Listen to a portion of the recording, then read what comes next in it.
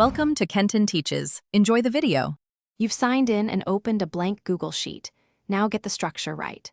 First, type clear headers in row 1 and freeze that row so labels stay visible. Once done, resize columns to fit content and apply number formats for currency or dates so values sort and calculate correctly. Make headers bold and enable text wrap where entries are long.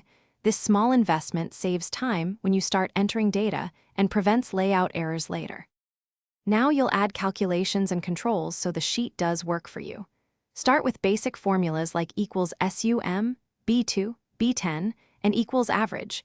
Use equals IF to handle conditions.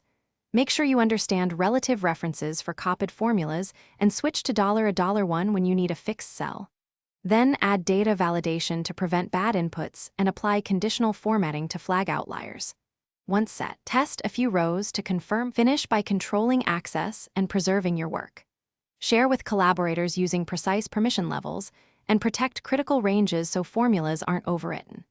Export copies as Excel or CSV when you need offline use, and check print layout and page breaks for clean PDFs.